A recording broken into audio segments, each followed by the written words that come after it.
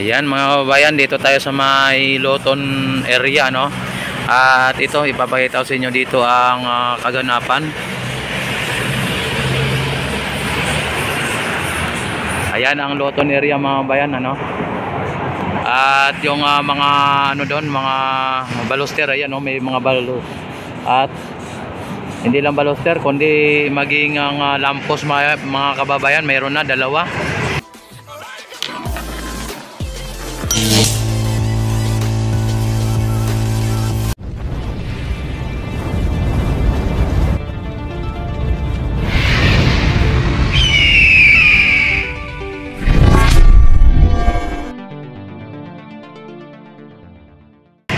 Yan, dinagyan na nila ng lampos dito. At ang ano na dito mga bayan ay mukhang itatagosan nila dito. O yung mga squatter dito mga bayan, ayun, no? Mukhang tinatanggal na. Yan, kitang-kita na yung mga kabahayan ng mga squat, ng mga ano dito. Mga informal settler mga bayan, no? Ayan, kitang-kita na mga ano nila dito. At tatanggalin na po yan sila, may mga ultimatum na po yan mga bayan, na tanggalin na po yan ng ano, no, ang mga illegal squatter dyan. Yan, sa ngayon, ayan, nakita naman ninyo ang mga pilote na nandito.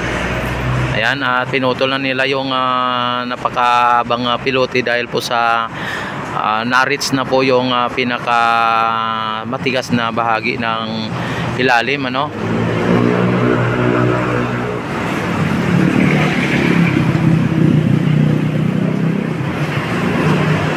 Ayan. At ano mga bayan, dito naman tayo sa may kabila, no, para makita ninyo.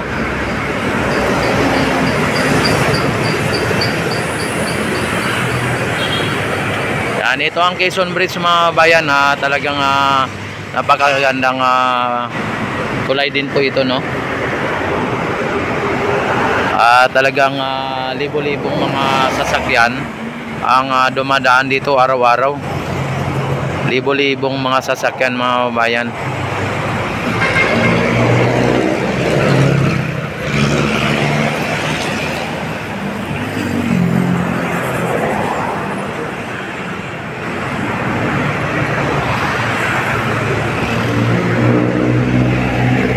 Yan, at dito ay medyo natanaw na natin ang Arroceros mga bayan. At makikita na natin dito kung ano na naman ang mga kaganapan dito.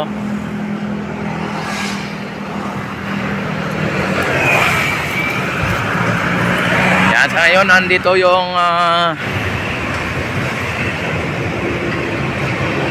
yung crane mga bayan, ayan, no. At talagang natapos na mga bayan. Andito na po yung I-beam. Naabot na po dito yung I-beam mga bayan, no? Kung inyo nakikita, talagang complete na ng I-beam mga bayan. Talagang nalagyan na po kahapon. Ay ano lang to dito, no. Yan. Sa ngayon mga bayan ay dito ay inano na nila, linalagyan na rin nila ng bakal. At para sa ganon ay malagyan na rin ng formas at mabuhusan na rin to mga bayan. Oh.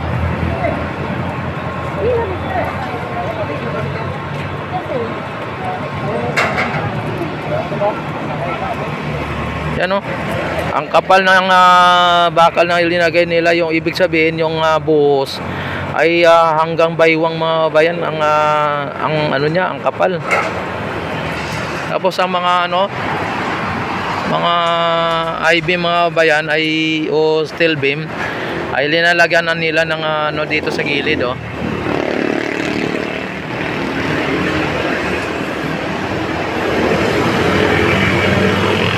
Kompleto na mga bayan.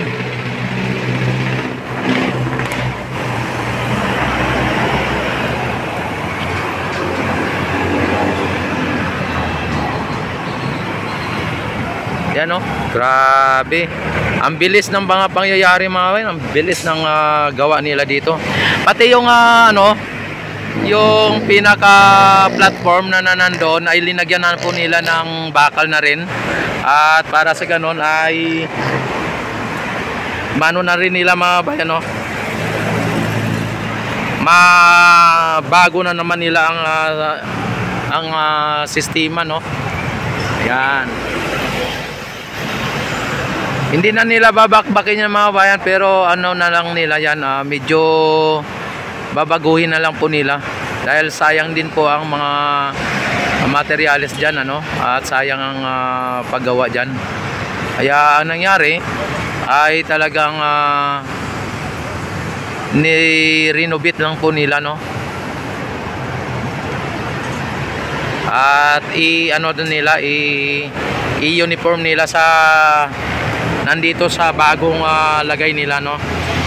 Ano nang nila, renovate nila para magkamukha o magkapareho dito sa may bagong esplanade na linagay nila. Yung ano naman mga bayan, yung naka-platform na yun, hindi naman yun talaga as in esplanade. Yan po ay viewing deck lang po yan, or talagang yan po ay parang pagka namamasyal ka dito sa Arroceros ay pwede kang makatanaw dito sa may Ilog Pasig ng open, dahil po sa mayroon siyang viewing deck.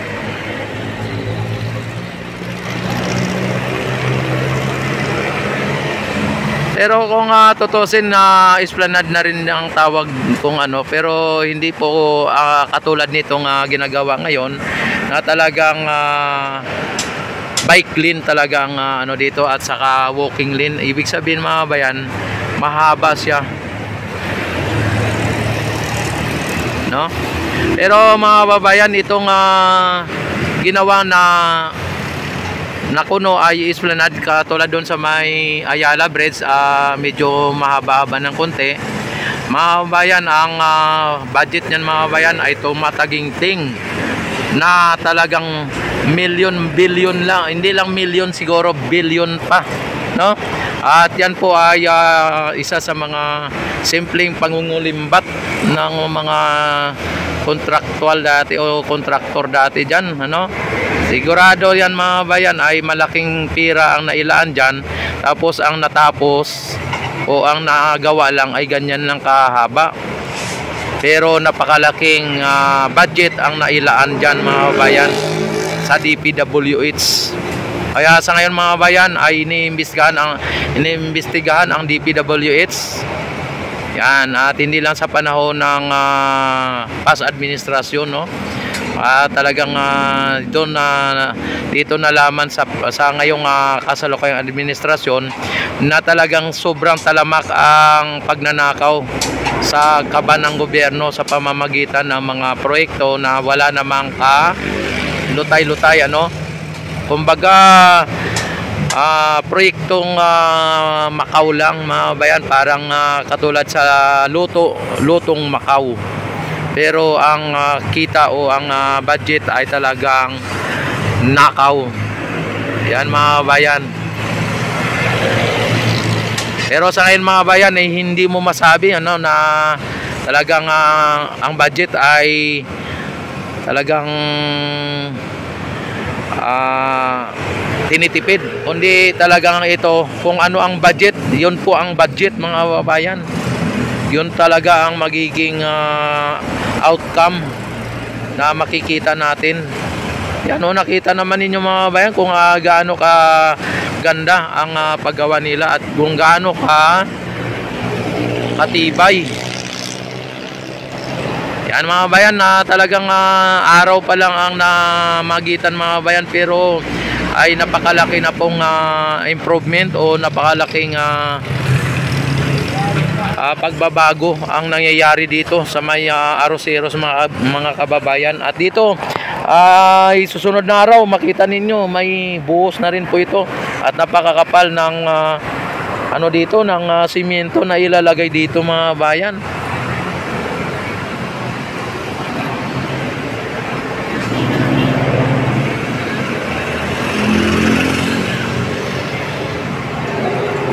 Grabe, oh.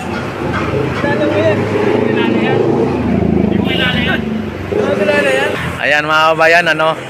At dito yung naging kasama natin sa pagbablog. At talagang kahit saan tayo mga kabayan ay kilala tayo. Talagang mga mababait naman yan mga kabayan, ano. At saka naging kasamahan ko po yan sa Philippine Vloggers Elite.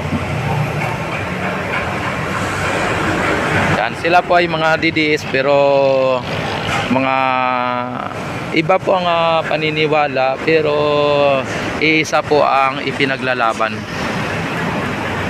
Nakita naman ninyo yung barge na yan, no?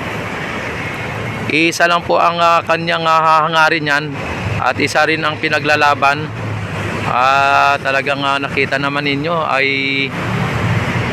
linalagyan ng mga ano yan, mga nahukay nila at ng bako na yan, no? Ayan. Yan ang mga nagdi-dredging, ano, o naghukay o nagkukuha ng mga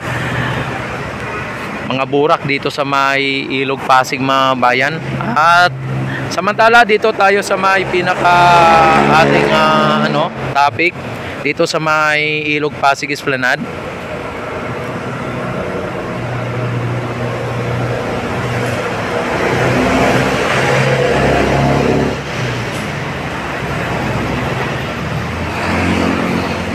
Ayan, tinayos na po nila yung nandun mga bayan nung sa may pinaka naunang platform. Ayan.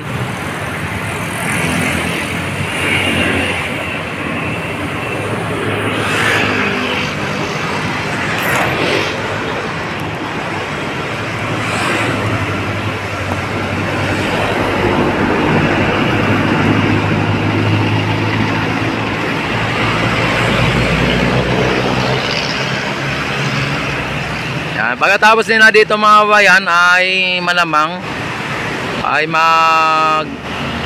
gagawa na naman sila doon sa may pinakadulo na yan. Yung linagyan nila ng pilote at doon na naman sila maglalagay ng mga o magbubuhos ng pilote mga bayan. Katulad nito ang gagawin nila ulit. Yan, pero dito muna sila nakapokus.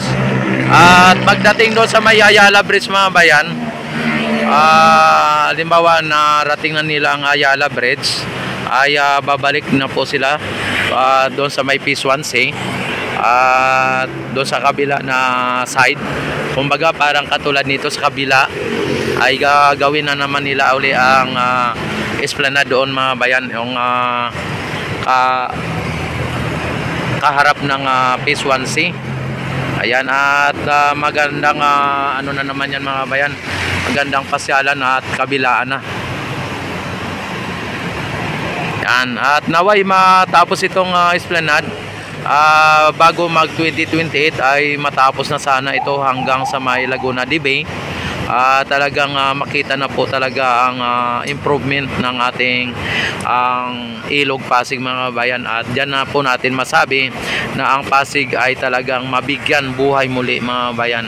Dahil kapag ito mga bayan ay hindi matapos hanggang Laguna de Bay, ang Ilog Pasig mga bayan ay mananatiling ganito na ang basura ay hindi makontrol sa mga nagtatapon sa Ilog Pasig, lalong lalo na dito sa mga informal settler na nakatira sa may tabing ilog ng ating Ilog Pasig mga bayan.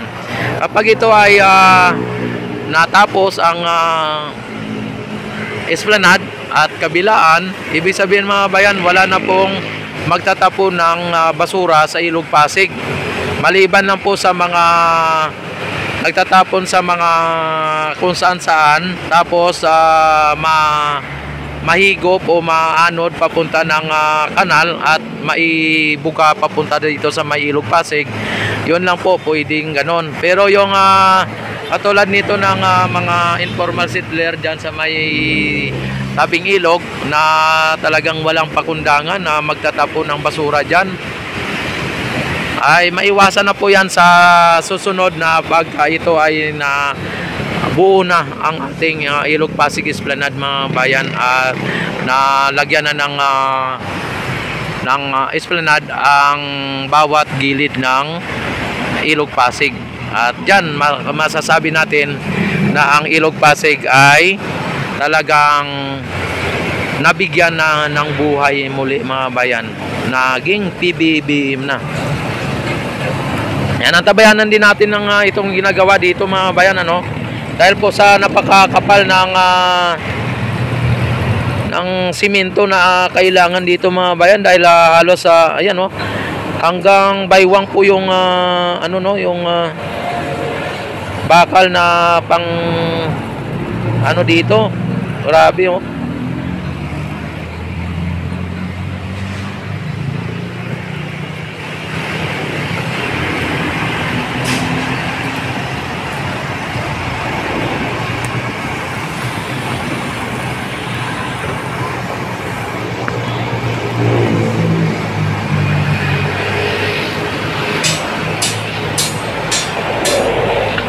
At shout out pala sa sa kasamahan ko na dumaan dito kanina, na si Idol JC at saka si Idol Tiroy.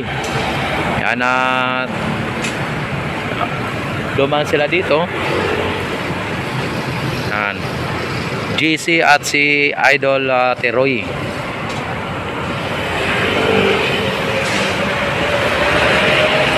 Yan mga kababayan, at ito ang pinaka-latest update dito sa may Ilog Pasig Esplanade, at particular dito sa may Arroceros sa Forest Park mga kababayan, dito sa may Esplanade. At ito po ang ginagawa nila ngayon, ay talagang isinasaayos nila yung mga I-beam at nailatag na po nila dito.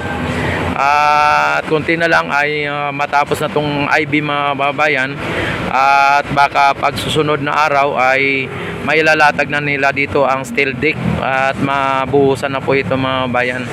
At sigurado ay after ng steel deck ay mabuhusan na, at magugulat lang tayo na talagang napakabilis ang mga pangyayari at nagaganap dito sa ating Ilog Pasig mga bayan.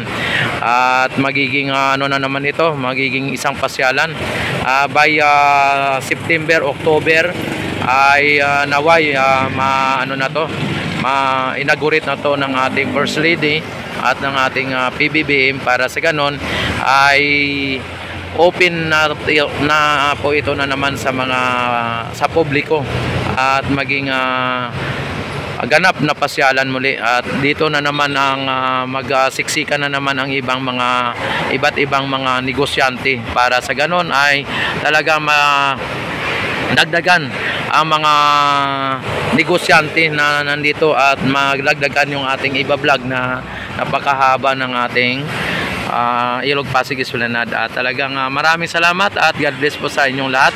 Luzon, Visayas, Mindanao, good afternoon, good evening, good day. Yan sa buong mundo. God bless sa ating lahat. Mabuhay ang bagong Pilipinas, mabuhay ang Pilipino sa mangsulok ng mundo. Mabuhay tayong lahat hanggat gusto natin. Mabuhay ang bagong Pilipinas.